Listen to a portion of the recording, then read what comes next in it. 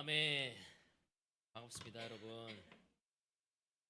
오늘 특별히 우리 세라가 우리 성찬을 나눠줬는데 저는 세라 성찬을 처음 듣는 것 같아요.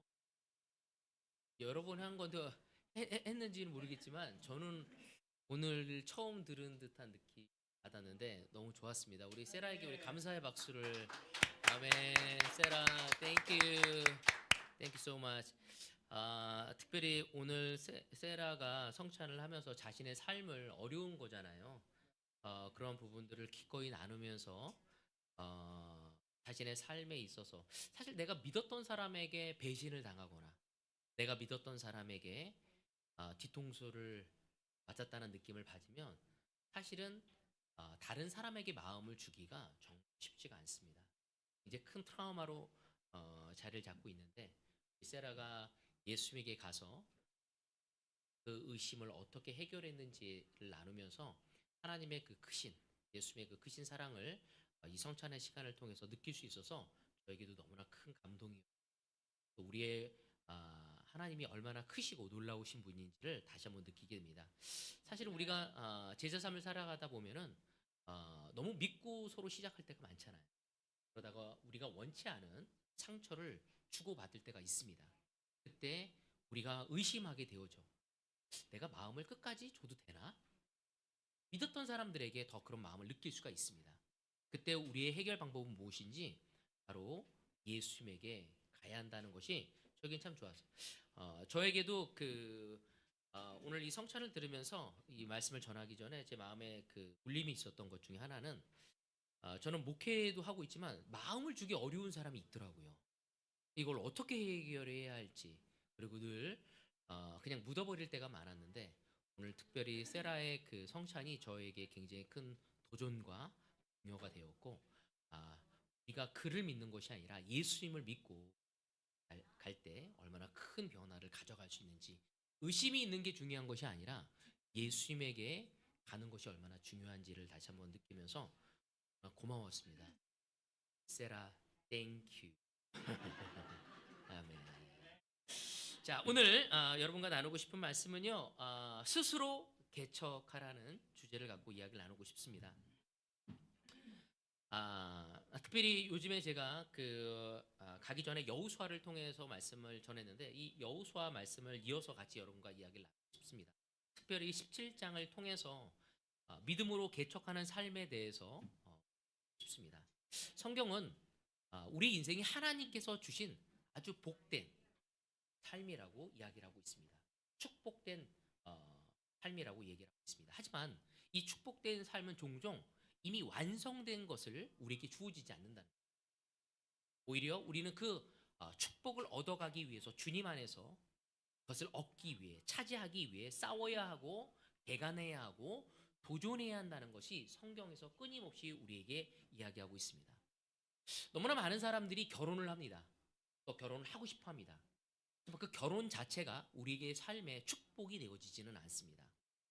또 너무나 많은 사람들이 자녀를 갖고 싶어 합니다. 그렇지만 그 자녀가 우리의 삶에 늘 축복이 되고 은혜가 되지는 않습니다. 하나님이 우리에게 허락하신 그 축복이 아름다워지기 위해선 믿음으로 싸워야 하고 믿음으로 개간해야 하고 믿음으로 도전하지 않는다면 우리는 얻어갈 수 없는 거죠. 언제나 성경은 우리가 개척자의 정신, 이 프론티어 스피릿을 가지고 가기를 원하고 있습니다. 이 개척자는 더 나은 세계를 바라보며 미래를 향해서 도전하는 사람을 우리는 개척자라고 이야기합니다. 바로 하나님은 바로 이스라엘 민족에게 약속의 땅을 허락하셨고 그 약속의 땅을 개척해 가기를 원하셨던 겁니다. 히브리서에 보면 이런 말씀이 있습니다. 히브리서 11장 16절에 보면 그러나 사실은 그들은 더 좋은 것을 동경하고 있었던 것이다. 여러분 아시다시피 이 히브리서 11장은 믿음의 장입니다.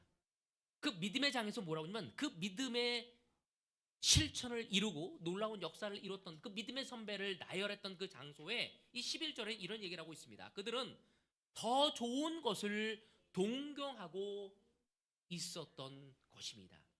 그들의 믿음의 싸움은 그냥 이루어진 것이 아니라 더 나은, 더 아름답고 더 놀라운 것을 바라보고 싸웠던 것입니다. 그것은 곧 하늘의 고향입니다. 그래서 하나님께서는 그들의 하나님이라고 불리는 것을 부끄러워하지 않으시고 그들을 위하여 한 도시를 마련해 습니다. 저는 그 다음 구절도 제 마음속에 울림이 있었습니다. 하나님께서는 그들의 하나님이라고 불리는 것을 부끄러워하지. 사실 거기 나열된 사람들은 처참한 죽음을 당한 사람도 있었고 세상적인 눈으로는 안타까운 사람도 많았습니다. 그럼에도 불구하고 하나님은 그들의 하나님이라고 불리움을 부끄럽지 않게 그들을 놀랍게 보셨고 그들을 위해 한 도시를 했습니다. 오늘 이 예배 여러분 어떠한 스피릿으로 어떠한 마음으로 예배를 드리고 있습니까? 오늘 이 예배는 바로 하나님께 우리의 마음을 드리며 하나님이 더 놀라운 것을 주시고자 하는 것을 우리의 계획과 우리의 목적과 우리의 목표를 다시 한번 살펴보기를 원합니다. 어쩌면 우리가 지금 이 자리에 앉아 있으면서 낙담되어져 있고 좌절되어져 있고 힘이 없고 좀 이렇게 부정적인 것을 바라보면서 어쩌면 우리의 삶을 한탄하고 있다면 다시 한번 하나님이 우리 눈이 어디에 고정되어지기를 원하는지를 여러분에게 권하고 싶습니다. 꿈이 큰 사람은 그것을 향한 집념과 노력도 있어야 한다는 것이 성경에 우리에게 얘기하고 있습니다. 저는 어제 시간을 형제들 우리 성구 생일이어서 성구 생일을 좀 축하해주고 집에 들어가서 잠시 TV를 봤는데 굉장히 울림이 있는 다 보지 못했고 끝부분만 제가 보게 되었는데 광복 80주년을 맞이해서 우리가 가져가야 할 마음이 어떠한 마음? 때로는 광복을 이루고 나서 대한민국은 너무나 많은 성장을 했습니다. 사실 우리가 광복하고 나서 50년대, 60년은 사실 전 세계에서 가장 가난한 나라 중에 한 나라였습니다. 그 나라가 이제 선진국이 되어서 정말 경제 대국을 이뤘고 정말 이게 대한민국의 문화가 전 세계에 영향을 주고 있는 모습. 그러니까 저는 그냥 실제로 외국에 나갔을 때 느껴요. 제가 한국 사람이라고 하면 한국말로 저한테 되게 인사하려고 해요. 하고 한국어하고 어떻게든지 엮여보려고 하는 그들의 마음을 느끼게 되어집니다. 우리 한국의 위상이 얼마나 놀라워졌는지를 이해하게 되는 거예요. 저를 봤었을 때 한국말로 대화하려고 하는 사람. 하지만 그 프로그램에서 이야기하길 광복 80주년이 되어지면서 대한민국은 너무나 잘 살게 되었지만 이 모든 것이 좀 더 잘 살기 위해서 우리는 열심히 싸워왔다고. 좀 우리가 이 지금의 상황의 환경에 놓이기까지는 눈에 보이지 않는 많은 사람의 희생과 헌신을 통해서 이루어졌던 거예요. 그래서 우리는 이 나라가 광복이 되기 위해서 헌신했던 많은 사람에 대해서 미안한 마음을 갖는 것이 필요하다. 너무나 나의 편안과 성공만을 위해 살아가는 대한민국이 이제는 이 80년을 맞이해서 우리가 여기까지 오기 위한 그 무한한 희생을 가졌던 그들에게 미안함과 감사함과 존경을 갖길 원합니다. 저는 그 이야기를 때 제 눈이 좀 뜨거워졌습니다. 마음이 뜨거워졌어. 지금 내가 누리고 있는 모든 것은 당연한 것이 아니구나. 누군가의 헌신과 수고가 있었기 때문에 내가 이 자리에. 그러면서 그분이 이야기하기를 이런 얘기를 했어요. 폭삭 속았수다. 라는 여러분 그 보셨죠? 저도 봤는데 그 마지막 멘트가 뭔지 아세요? 네. 폭삭 속았수다는데 그 마지막 멘트가 뭐였냐면 미안함과 감사함과 존경을 담아 폭삭 라고 나옵니다. 이게 무슨 말이냐면 미안함과 감사함과 존경을 듬뿍 담아 정말 당신의 수고에 감사를. 오늘 우리가 성찬을 할 때 오늘 이 예배를 드릴 때 그런 마음을 가지고 우리가 이 예배를 드리기를 싶습니다. 오늘 저희 첫 번째 포인트는 하나님의 섭리와 주권에는 목적과 계획이 있다는 것입니다. 우리는 그 전에 봤습니다. 므낫세와 에브라임 지파의 이야기에 앞서 그들의 조상 요셉의 가문에 대해서 우리는 좀 살펴보는 시간을 가졌습니다. 요셉이 자기 아들 므낫세와 에브라임을 축복할 때 장남인 므낫세에게 오른손을 올리지 않고 왼손을 올리게 되었죠. 그래서 요셉은 좀 불편했었죠. 그렇지만 하나님은 요셉은 야곱의 이야기를 듣습니다. 이것은 나의 뜻이 아니라 하나님의 뜻이라고 이야기를 합니다. 그래서 장자보다 그 동생에게 더 큰 복을 주는 모습을 우리는 보았습니다. 이것은 단순히 어떤 감정이나 하나님의 어떤 스토리가 아니라 하나님의 뜻과 하나님의 목적과 하나님의 주권이 담겨져 있음을 우리는 알아봐야 한다는 것입니다. 에베소서 1장 4절에서 6절입니다. 하나님은 세상 창조 전에 그리스도 안에서 상호를 택하시고 사랑해 주셔서 하나님 앞에서 거룩하고 흠이 없는 사람이 되게 하셨습니다. 하나님은 하나님이 기뻐하시는 뜻을 따라 예수 그리스도를 통하여 정미를 하나님의 자녀로 삼으시기로 예정하신 것입니다. 그래서 하나님이 하나님의 사랑하시는 아들 안에서 우리에게 거저 주신 하나님의 영광스러운 은혜를 찬미하게 하셨습니다. 아멘. 에베소서 1장 4절에 6절, 바울은 이 에베소 교회 형제 자매들에게 하나님이 세상 창조 전에 어떻게 했다고요? 우리를 창조하시고 선택하신 그 예정하신 이유를 설명하고 있습니다. 그 이유가 뭐라고요?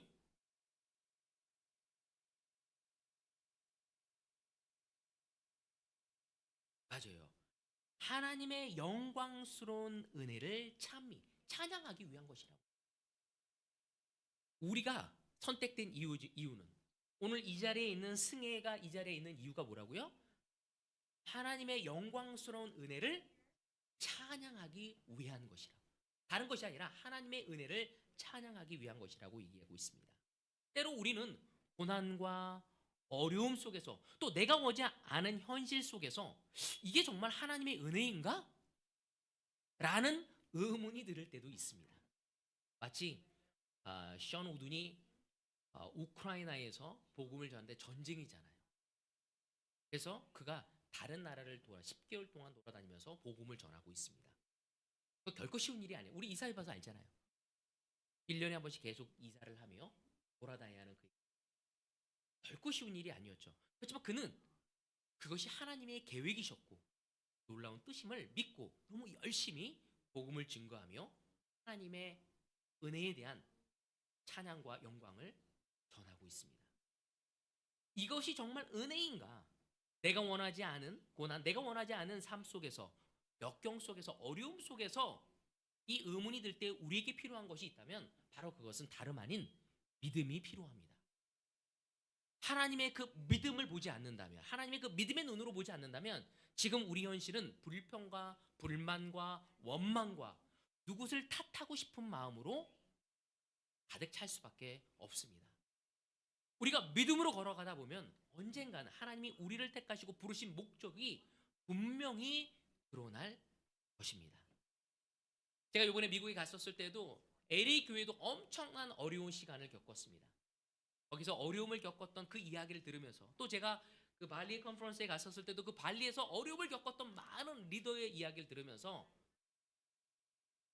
정리되어져 가고 인내하고 믿음의 싸움한 그들의 입에서 공통적으로 나오는 이야기는 하나님이 우리를 더 훈련시켜서 더 큰 것을 하나님의 뜻을 바르게 섬기고 가게 하기 위한 계획이었음을 기쁨으로 나누는 모습을 볼 수 있었습니다. 여호수아 24장 24절에서 2절에 3절 같이 보도록 하겠습니다. 여기 보면 믿음의 조상 그 아브라함을 하나님이 택하시고 부르신 것이 정말 그가 너무나 놀라웠기 때문이 아니라는 것을 좀 보게 돼요. 그래서 저는 아브라함을 보면서 늘 격려를 받습니다. 그때 여호수아가 온 백성에게 말하였다. 주 이스라엘 하나님이 이렇게 말씀하셨습니다. 옛날에 아브라함과 나홀의 아비 데라를 비롯한 너희 조상은 유프라테스 강 건너에 살면서 다른 신들을 섬겼다. 그러나 내가 너희 조상 아브람을 강 건너에서 이끌어내어 그를 가나안 온 땅에 두루 다니게 하였으며 자손을 많이 보게 하였다. 내가 그에게 이삭을 얘기하고 있습니다. 저는 이 이사야서를 여호수아를 읽으면서 너무나 격려되었던 게 뭐냐면 이스라엘 민족에게 아브라함은 어떤 사람이죠? 정말 그 존경의 대상이 아브라함의 자손이라는 것에 대한 프라이드가 너무 컸어요. 근데 하나님이 이 아브라함을 얘기할 때 뭐라고 하냐면 아브라함은 본래 다른 신을 예배하는 자였다고 설명을 하고 있습니다. 그러니까 하나님이 아브라함을 선택한 것은 너무나 놀라웠기 때문에 선택한 것이 아니었어요. 하나님이 우리 준호를 선택한 것은 준호가 너무 영적인 삶을 원래 살아가고 있었어. 하나님이 우리 수용이를 선택했을 땐 수용이의 삶은 너무 세상과는 동떨어진 정말 고결한 삶 그 자체였기 때문에 그를 선택하신 걸까요? 웃고 있네요.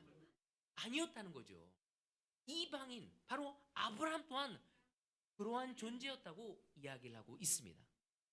하나님은 이런 아브라함을 택하시고 부르신 것만이 아니라 불렀을 뿐만 아니라 아주 놀라운 계획을 말씀하십니다. 창세기 12장 2절 3절에 보면 내가 너로 큰 민족이 되게 하고 너에게 복을 주어서 내가 크게 이름을 떨치게 하겠다. 너의 복의 근원이 될 것이다. 너를 축복하는 사람에게는 내가 복을 베풀고 너를 저주하는 사람에게는 내가 저주를 내릴 것이다. 땅에 사는 모든 민족이 너로 말미암아 복을 주시다. 아브라함은 이해할 수도 없고 실현 불가능한 이야기를 하신 거였어요. 그는 원래 영적이고 고결한 존재가 아니었습니다. 그는 다른 신을 섬기는 사람이었어요. 근데 하나님은 그를 선택했을 뿐만 아니라 그를 통해 아주 놀라운 계획을 말씀하십니다. 아브람 자체로는 그 이야기를 받아들이고 이해하기가 너무 어려운 것이었죠. 나를 통해서? 아니, 나를 통해서 그 일을 하겠다고? 여러분 그렇게 느낀 적 없습니까? 전 그렇게 느낄 때가 많아요. 하나님 나를 통해서 하나님의 일을 하겠다고? 아니, 나를 통해서? 이렇게 실수하고 이렇게 이기적이고 이렇게 교만하고 이렇게 게으르고 이렇게 능력도 없는 나를 통해서 아브라함도 그런 생각을 아브라함이 이 말씀을 듣고 하나님을 완벽하게 믿었습니까? 그 놀라운 얘기를 듣고 그는 이렇게 믿지도 않고 순종하지도 않습니다. 아브라함의 삶을 보면요, 믿음의 실수와 실패를 반복하는 과정을 우리는 볼 수 있습니다. 그런데 놀라운 사실은 하나님이 아브라함의 실수와 실패 속에서도 그의 곁을 떠나지 않으시고 동행하셨다는 거예요. 하나님이 그를 가나안 땅에 가게 하셨습니다. 근데 가나안 땅에 뭐가 오죠? 기근이 옵니다. 하나님의 음성이 없이 그냥 그는 어디로 가죠? 이집트 땅으로 가게 됩니다. 그래서 거기서 잘 살려고 하는데 어떻게 돼요? 왕이 아내를 이 방에 들여보내게. 그때 어떻게 해요? 나라에게 나는 무서워. 네가 좀 가. 이렇게 된 거죠. 정말 있을 수 없는 이야기예요. 그럼에도 불구하고 하나님은 그 바로의 꿈속에 나타나셔서 아브라함을 지키십니다. 또 조카 롯을 구하려고 할 때도 그에게 나타나십니다. 아브라함이 99세가 되어서 믿음이 흔들릴 때도 그를 보고 지키십니다. 아들 이삭을 칼로 칠 때에도 나타나십니다. 그러면서 아브라함을 택하시고 부르신 목적과 계획을 이루어 가시는 분이 하나님이신 거죠. 전 너무나 기쁜 것은 하나님의 주권과 섭리가 얼마나 놀라운 것인지 그의 실수와 단점과 약점과 죄성을 하나님은 그와 함께 하시면서 그 모든 것을 극복하게 하시고 하나님의 놀라운 역사를 이루어 가시는 분이 우리의 하나님이시라는 거죠. 그러기에 그분의 섭리와 주권이 얼마나 놀라운 것인지 여러분 이것을 믿지 않는다면 오늘 우리는 이 자리에서 예배를 드리면서도 하나님이 나를 이 자리에 부르신 이유를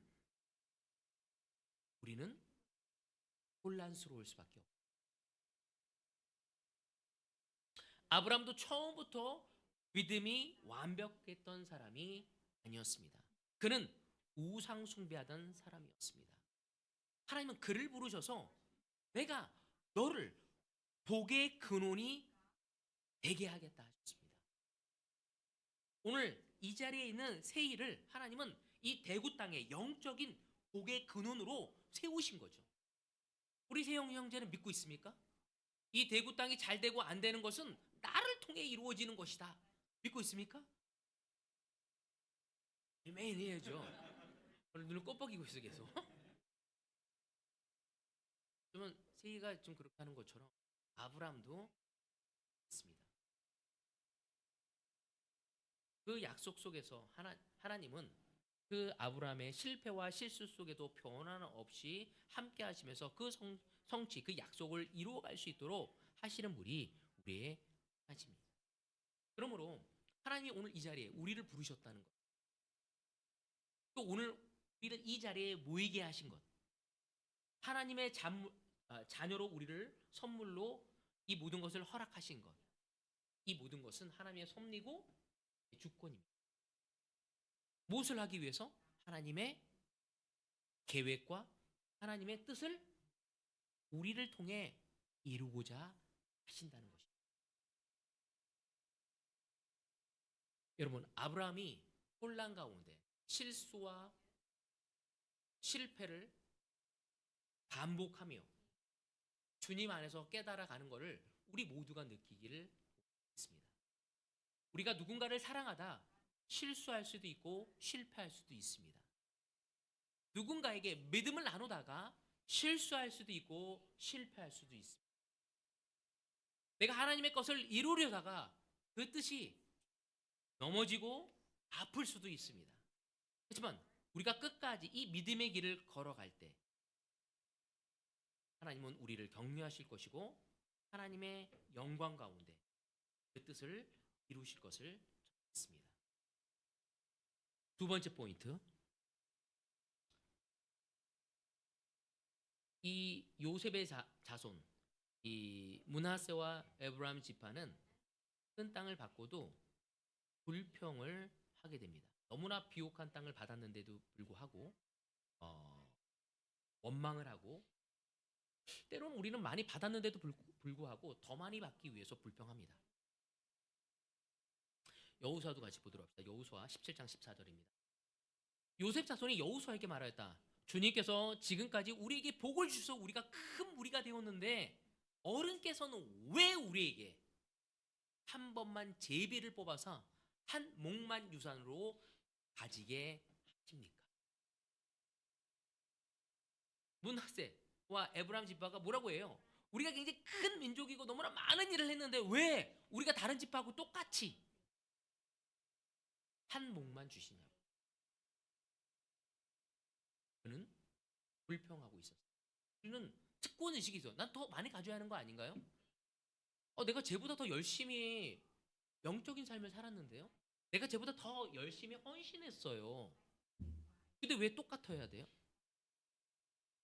혹시 여러분 그런 느낌 받은 적 없습니까? 여러분의 아내에게, 여러분의 남편에게 그런 느낌 받지 않습니까? 내가 더 많이 너보다 헌신했잖아. 근데 왜 내가 먼저 사과해야 돼? 왜 항상 내가 먼저 져야 돼?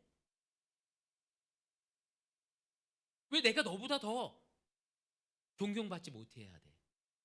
내가 왜 너보다 더 존중받지 못해야 돼?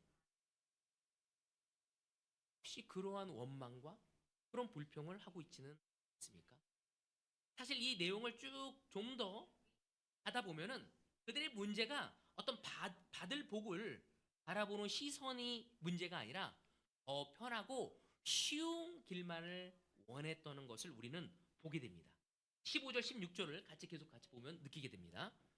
여호수아가 그들에게 말했다. 왜 우리는 한 목만 갖게 하냐고 얘기했었어. 불평했었을 때 얘기합니다.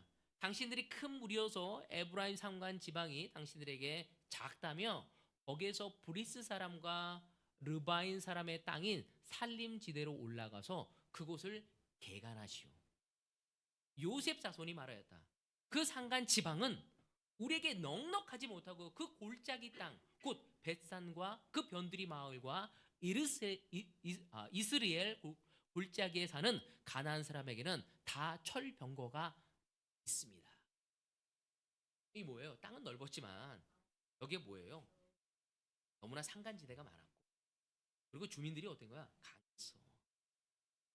그러니까 좀 더 편한 땅을, 그들이 원했던 것은 더 쉽게 수고하지 않고 노력하지 않고 전쟁의 대가를 치르지 않고 얻을 수 있는 땅을 원해. 가나안 족속이 없는 땅 있더라도 좀 쉽게 점령할 수 있는 땅, 이미 옥토로 개간되어서 내가 쉽게 적응하고 편할 수 있는 땅, 그들이 그것을 원했던 겁니다. 저도 그랬던 것 같아요. 좀 잘 다듬어진 사람이 나에게 왔으면 좋겠어요. 거칠지 않은 사람. 좀 복음을 전할 때 다들 오, 이런 복음이 있었어요? 라고 반응할 수 있는 사람.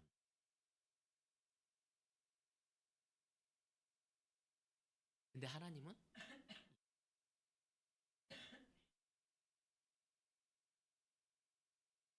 너에겐 큰 거를 줬다고. 제가 봤더니 대구가 서울보다 더 크더라고. 면적이 더 커. 면적이. 그 엄청난 큰 거를 주신 거야. 하나님, 여기에는 불교 색깔이 너무 강해요. 여기 보수적이라서요. 여긴 장로교밖에 없어요. 감리교도 정말 성결교도 정말 명함을 너무 못 내밀어요. 하나님은 저에게 얘기하는 거죠. 충분하다고 했습니다. 요하수아는 그들에게 이야기하는 거죠. 당신들이 큰 물이라면 산간지대로 올라가서 하나라고. 이 말은 뭐예요? 곧 스스로 개척하라는 것입니다. 그들이 받을 땅에는 아직 점령하지 못한 족속이 있고 개간다지 않은 산지가 있었습니다. 하나님이 주신 그 기업이지만 그 기업을 온전히 누리려면 믿음으로 싸우고 도전하고 개간해야 합니다. 좀 순종적인 아내가 있으면 좋지 않나요? 좀 이렇게 여성성에 에스트로겐이 넘치는 그 여성 아내가 있으면 너무 좋지 않겠습니까? 제가 한마디 하면 막 눈물을 흘리며 어떻게 순종해나요? 이런 아내를 원하지 않습니까?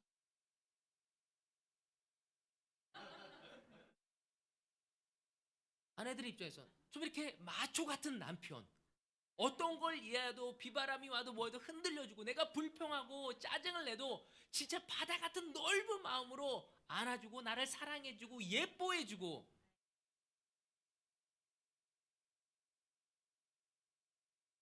그런 남편과 그런 아내를, 하나님, 우리 아이들을 진짜 내가 얘기했을 때 그냥 따라갈 수 있는 아이들, 그냥 모이면 늘 격려가 되는 아이들, 우리 아이들은 왜 이렇게 반항심이 있죠? 왜 이렇게 자기 말이 많죠? 왜 이렇게 게으르죠? 왜 이렇게 철딱서니가 없죠? 늘 왜 이렇게 자기 생각만 하죠? 왜 이렇게 공부는 안 해요? 우리 아이들은 왜 이렇게 숙기도 없고 사람들하고 교제도 못하고. 여러분, 하나님은 여러분에게 축복으로 그 아이들과 배우자와 있습니다. 그리고 그것을 개척하라. 하나님, 내 주변에 있는 형제자매들은 왜 이렇게 하나같이 이기적이죠? 왜 이렇게 둔하죠? 왜 이렇게 예민하죠? 하나님은 그들을 여러분의 삶에 축복, 마음을 열고 가서 대화한다면, 세라가 이야기한 것처럼 젠틀한 마음으로 더 이해하려는 마음을 가지고 사랑으로 다가, 그 마음이 힘들었던 그 사람이 여러분에게 가장 큰 베스트 프렌드가 있을 것입니다. 세 번째 포인트는 고난없는 삶이 만든 감사의 부재입니다. 여기서 중요한 영적인 원리를 우리는 발견하게 되죠. 므낫세와 에브라임은 누구의 자녀였다고요? 요셉. 요셉은 이집트 총리였습니다. 그렇게 그들은 왕자로 아주 귀족으로 자랄 수 있게 되어진 거죠. 그렇지만 요셉은 반대로 그 아버지의 삶은 억울한 노예 생활과 감옥 생활과 배신과 모함 속에서 하나님의 약속을 붙들며 또 붙들며 의지하며 가야 하는 삶이었습니다. 그리고 마침내 하나님의 섭리를 깨닫고 고백하고 하나님의 뜻을 온전히 이해하는 존재가 되었죠. 창세기 50장 20절에 보면 이렇게 합니다. 형님들은 나를 해치려고 하였지만 하나님은 오히려 그것을 선하게 바꾸셔서 오늘과 같이 수많은 사람의 생명을 구원하셨습니다. 뭐라고 하냐면 그 형제들에게, 배신당한 그들에게, 형들이 나를 해하려고 하였으나 하나님은 그것을 선으로 바꾸셨다고. 그러나 그의 아들들 므낫세와 에브라임은 고난 없이 자랐습니다. 원하는 것을 언제나 얻을 수 있고 부족함 없이 살았던 거죠. 그러게 어려움이 닥쳤을 때 인내하지 못하고 원망과 불평이 터져 나오게 되는 것입니다. 여러분, 우리의 자녀에게 필요한 게 무엇일까요? 진짜 필요한 것은 버티고 견디는 힘. 뭐 필요할 때마다 족족 다 주는 것. 제 아내가 늘 나한테 음식을 갖다 놓고 참는 연습을 하라고. 그러면서 하는 말이, 어린아이한테 음식을 갖다 놓고 그것을 인내할 수 있는 아이들이 크게 된다. 당신은 왜 이렇게 음식을 못 참아? 여러분, 우리 아이들이 부족함을 경험해야 합니다. 모든 것이 허락된다고 마음대로 할 수 있는 게 아니죠. 우리 아이들에게 부족한 속에서도 기뻐하고 감사하고 갈 수 있는 마음을 보여줘야 합니다. 이 세상은 내 중심으로 돌아가지 않는다는 것을 이해해야 한다는 거죠. 남한테 가서 사랑받는 존재가 되어지기 위해 다가가서 인사해야 한다는 겁니다. 내가 원하지만 참아야 한다는 거죠. 근데 여러분에게는 너무 소중하게 다 허락하려고 합니다. 아이들이 정말 싸워야 할 게 무엇인지, 그리고 그 싸움을 어떻게 여러분이 격려하고 지지해 줘야 하는지, 그거를 알지 못한다면 그들은 성숙해질 수 없습니다. 그리고 다른 사람에게 사랑받는 존재가 될 수 없습니다. 여러분은 함께 있기 때문에 아이들이 너무나 이해가 되죠. 그렇지만 여러분의 주변에 있는 사람들은 여러분의 아이들에게 이해를 그렇게 가져가지 않습니다. 여러분의 아이들이 다른 사람과 소통하고 갈 수 있는 인내와 훈련을 받을 수 있도록 여러분이 하나님의 믿음으로 하나님이 나에게 허락하신 그 자녀를 도와줄 수 있어야 합니다. 네 번째, 마지막입니다. 여호수아의 격려와 도전입니다. 그렇게 불평하고 있었고 원망하고 있었고 쉽게 가고자 했던 그들에게 여호수아는 요셉의 자손들, 그 므낫세와 에브라임에게 이렇게 얘기합니다. 17장 17절에서 18절. 여호수아가 다시 요셉 족속인 에브라임 지파와 서쪽 므낫세 지파에게 말하였다. 당신들은 큰 무리요 큰 세력도 가졌으니 한 목만 가질 일이 아닙니다. 산간 지방도 당신들의 것이 될 것이요, 산간 지방이라 하더라도 그곳을 개간하여 이 끝에서 저 끝까지 차지하시오. 가나안 사람들이 철 병거를 가져서 강하다 하더라도 당신들은 그들을 쫓아낼 수 있어. 맞다고. 여러분은 큰 무리고 큰 세력이 가졌으니까 더 큰 거를 가져가야 할 만하다고, 또 좋은 옥토를 가져갈 만하다고. 단 여러분에게 허락되어진 그 산간지대를 개간하라고. 그리고 가나안 사람들 중에 철병거를 가진 어떤 그 병사력이 강한 그들에게 쫓아낼 수 있는 능력이 있으니 그들을 쫓아내고 그거를 차지하라고 여호수아는 그들에게 믿음을 북돋워주고 하나님의 도우심이 있음을 확신시켜 주고 있습니다. 여기서 제가 대간하다는 단어를 그 히브리어인데 요거를 찾아봤더니 뜻이 뭐냐면 창조하다는 의미를 가지고 있습니다. 즉 하나님이 주신 복은 창조적인 도전과 믿음의 행동 속에서 이루어진다는 거죠. 여러분 우리가 정말 너무 놀라운 베스트 프렌드를 가져가고 싶어요. 호두 맞는 사람만 따라다닌다면 좋습니다. 하나님은 창조하라고 얘기하고 있어요. 정미가 나의 가장 베스트 프렌드가 될 수 있도록, 재욱이가 내 삶의 베스트 프렌드가 될 수 있도록 이런 이유 저런 이유 내면서 피하고 원망하지 말고 창조적으로 다가가서 그들과 함께 사랑과 믿음을 나눌 때 그는 나의 가장 놀라운 지지자가 될 것이고 가장 놀라운 나의 협력자가 파트너가 될 거라고 성경은 있습니다. 없으면 만들고 닫히면 열어야 한다고 이야기하고 있는 거예요. 하나님은 우리에게 엄청난 큰 계획과 뜻, 그 기업을 주셨지만 그것을 개척해야 하는 것은 우리. 그리고 그 개척할 때 우리와 함께 하신다고 얘기했습니다. 산을 깎아야 하고 때로는 철병거를 가진 그 적들과 우리는 치열한 싸움을 해야 합니다. 하나님을 의지하며 하나님이 승리하심을 보며 우리는 그 땅을 점령해 나가야 합니다. 여러분의 가정 또한 여러분의 아내와 여러분의 남편과 또 여러분의 주변에 있는 형제 자매들에게 여러분 창조적으로 그리고 두려워하지 마십시오. 올라가서 개척하고 만들고 도전해서 여러분 것이 되게 하시고 하나님께 영광을 하나님의 은혜를 선포할 수 있는 우리 모두가 되어지기 위하여 말씀을 마치도록 하겠습니다.